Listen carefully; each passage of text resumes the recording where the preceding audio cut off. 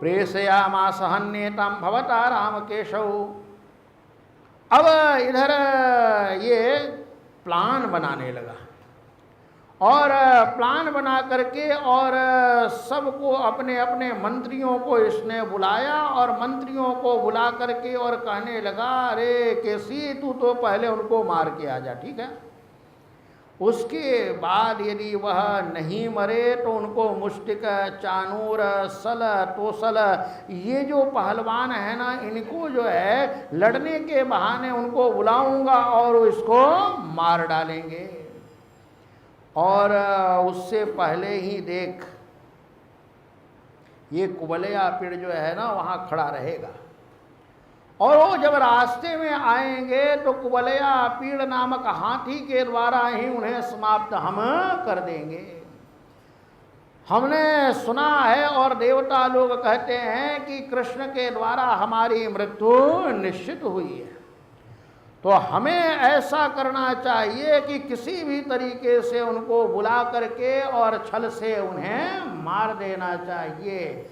और ऐसा करके प्रोग्राम बनाने लगा। उसने कहा, सुनो, बड़ा भारी यज्ञ मंडप सजाओ, उसमें धनुष यज्ञ करो और चतुर्दशी के दिन जो है ना धनुष यज्ञ प्रारंभ करके और भैरव जी को जो है ना खूब पशुओं की बलि दो कि भैरव जी हमारे ऊपर प्रसन्न होकर के और हमारे कार्यों को सफल बना देवें। और सुनो, अलग अलग तरीके से तुम लोग अपनी तैयारी करके रखो। बड़ा भारी केवल प्रचार बाहर तो ये करो कि मल्ल युद्ध होगा और मल्ल युद्ध देखने के लिए सारी जनता को यहाँ पर बुलाओ। बस उसी के बीच में मैं जब इशारा करूँगा तो तुम राम और कृष्ण को पकड़ करके और मल्ल युद्ध में ही के बहाने उनको मार देना। लेकिन प्रोग्राम बनाना तो मनुष्य के बस में है, सफलता तो भगवान के हाथ में। अब इधर जितने उसके मंत्री थे, पहलवान थे, महावत थे, सबको उसने आज्ञा दे करके और कहा कि जाकर के आयोजन करना प्रारंभ करो। बोले महाराज, उनको बुलाने के लिए भी तो भेजना पड़ेगा, हम लोग तो जाएंगे तो आएंगे नहीं वो। उन्होंने कहा, देखो उनको जो है ना बहुत प्रेम है अक्रूर जी से, और अक्रूर जो है ना हमारे बड़े मित्र हैं, और ये जो अक्रूर जी है ना इनको भोजवंशी और वृष्णिवंशी इन दोनों में मिलाप करने में बड़ा सम्मान प्राप्त है। इसलिए अक्रूर जी को कंस ने बुलाया और बुला करके हाथ में हाथ रख करके बड़े प्यार से अपने बगल में बैठाया और बगल में बैठा करके और कहने लगा, अक्रूर जी देखो, हम चाहते हैं कि नंद राय के जो छोरे हैं ना वो भी हमारे यज्ञ धनुष को देखने के लिए, इस मल्ल युद्ध को देखने के लिए यहाँ पर आए। और बोलते बोलते इधर जो कंस था ना वो थोड़ा बहक गया। अब ये देखो, इसी से पता चलता है कि बस कंस बुद्धिमान नहीं है भाई। चाहे कोई कितना भी प्रोग्राम गोपनीय हो, उसको अपने मन में रखना चाहिए। यदि अपने मित्र को बता दिया तो बाहर निकल जाएगा। वो कहने लगा, देखो उनको जाकर के बोल दो और नंद गोपों के साथ भेंट वेट लेकर के और सारी चीजें लेकर के यहाँ आए। लेकिन अक्रूर जी, मेरे मन में तो ये है कि जब वो आएंगे ना, बस जैसे ही वो हमारे नगर में घुसेंगे और मल्लशाला के गेट पे आएंगे ना, हम उनका काम कर देंगे।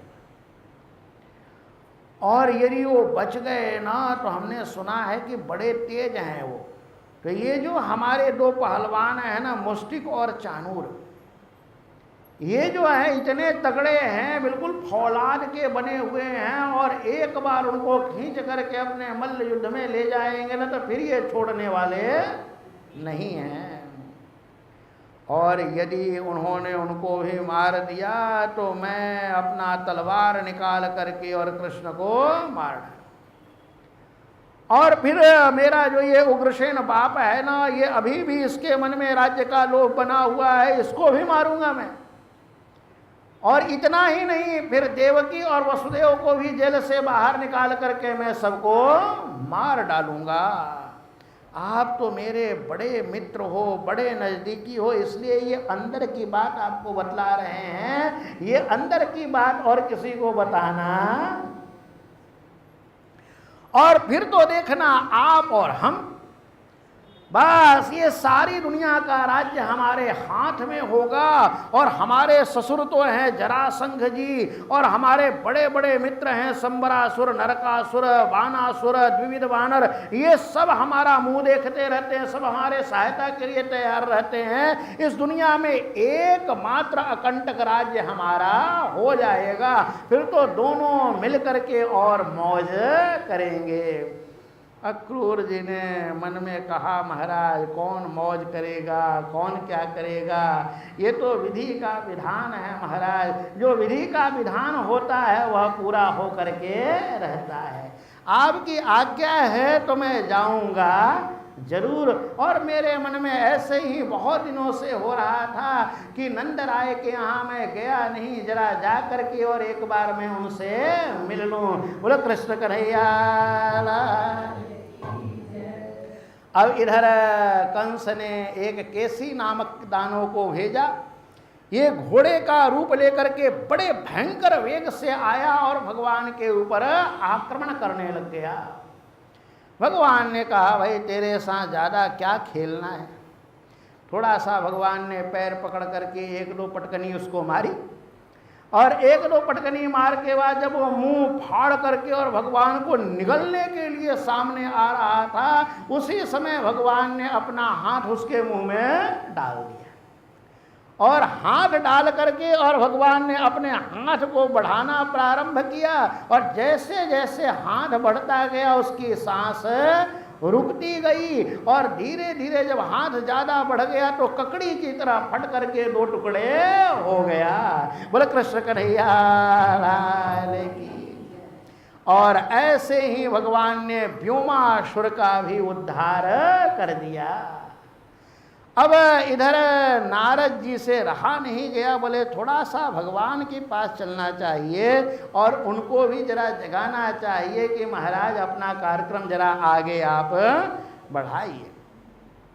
तो अकेले में आए, और अकेले में आकर के नारद जी ने भगवान को प्रणाम किया, और प्रणाम करके कहने लगे, महाराज आपने केसी नामक दैत्य को तो मार दिया, व्योमासुर को मार दिया, अब परसों में आपके हाथों चानूर, मुष्टिक और कुबलया पीड़ इन सबको मरते देखूंगा। देखो नारद जी क्या बता रहे हैं। और उसके बाद आप शंखासुर, काल यवन, मुर और नरकासुर का वध करेंगे, स्वर्ग से कल्प वृक्ष उखाड़ करके लाएंगे, और इंद्र को भी आप सजा देंगे।